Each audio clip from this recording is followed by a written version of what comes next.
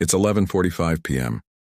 The books are open, notes scattered, but Arjun isn't reading. He's just staring. A notification lights up his phone. He scrolls, laughs for a moment, then silence returns.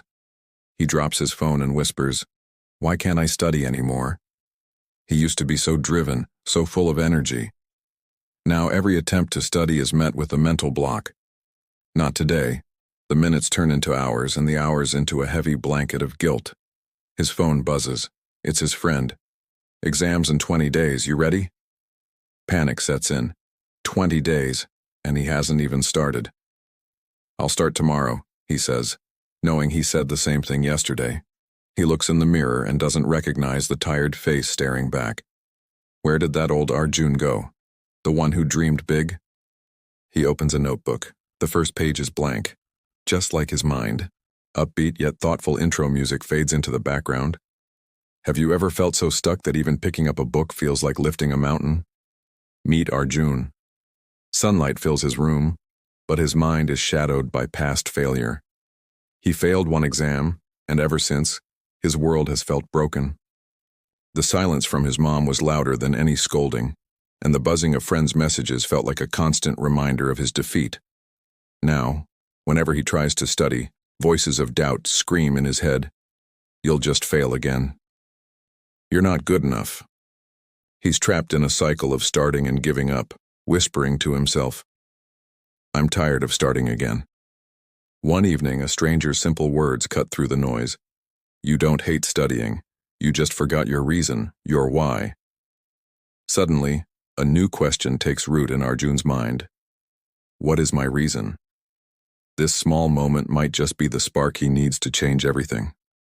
That night's sleep was a distant friend to Arjun. The old man's words echoed in his mind. "You don't hate studying, you just forgot your reason." What reason? He'd always studied simply because he had to. The next evening, drawn by an invisible thread, he returned to the park. There he was, the old man on the same bench. "Sir," Arjun began, "I've been thinking about what you said." The man smiled warmly. "I don't know my reason," Arjun confessed. "Why did you first start studying?" the old man asked gently. "Because everyone does," Arjun replied. "That's the world's reason, not yours," he said. "Think back. What made you happy when you studied as a child?" Slowly, memories surfaced. His father's proud smile, his mother's celebratory meals, his teacher's encouraging words. I wanted to make them proud," Arjun whispered. The old man nodded. "You're getting closer. People lose their way when they forget why they started. Don't study for marks or for others. Study for your own dream. Study because you want to grow." And in that quiet moment, something inside Arjun shifted, finally finding its direction. The next morning, something felt different. The sun had just risen, casting a gentle glow on the world, and for the first time in ages, I didn't feel that familiar weight of exhaustion. My eyes fell on the notebook on my desk. On that first page, the words "ID" written stared back at me. "I want to make my parents proud." A smile spread across my face. Those words weren't just ink on paper anymore, they felt like a spark. A powerful light ignited within me. Taking a deep breath, I told myself, "Okay, let's start again." I picked up my books and began to read. It wasn't easy.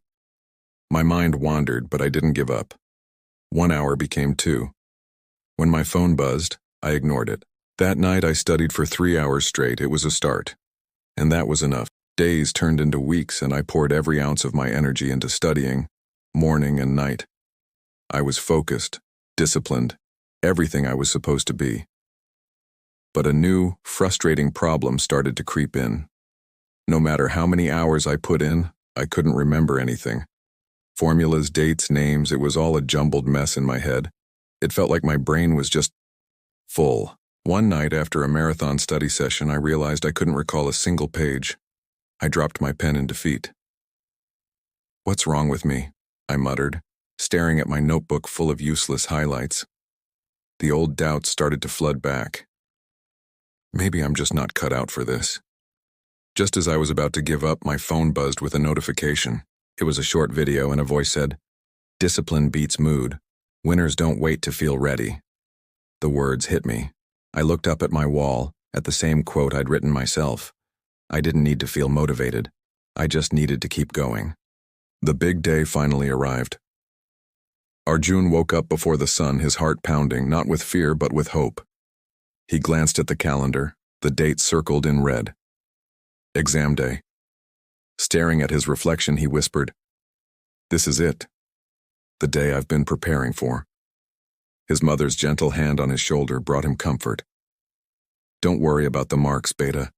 Just do your best." He smiled. "I will, Ma." Walking to the center, the world seemed filled with students just like him, revising, praying, calming their nerves.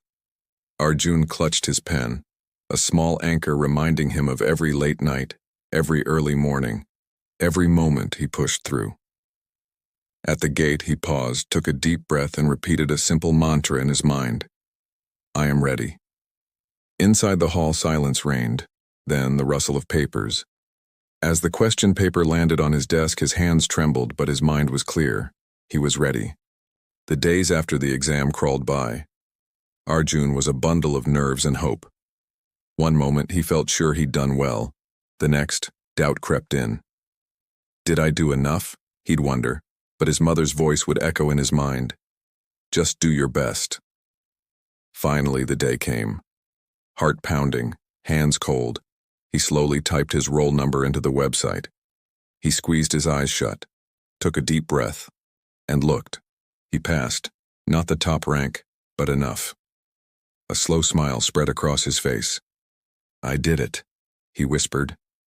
His mom rushed in, and seeing the result, she hugged him tight, tears of joy in her eyes. "I told you hard work always pays off." That evening, he found the old man in the park. "Sir, I passed." The man smiled gently. "I knew you would." Arjun confessed, "More than that, I'm not scared anymore. I enjoy learning now." The old man nodded. "That's the real victory. You didn't just pass an exam, you passed your fear." Arjun finally understood. This wasn't the end, but a new beginning. If this story resonates with you, please like and subscribe for more inspiring content. Thanks for watching.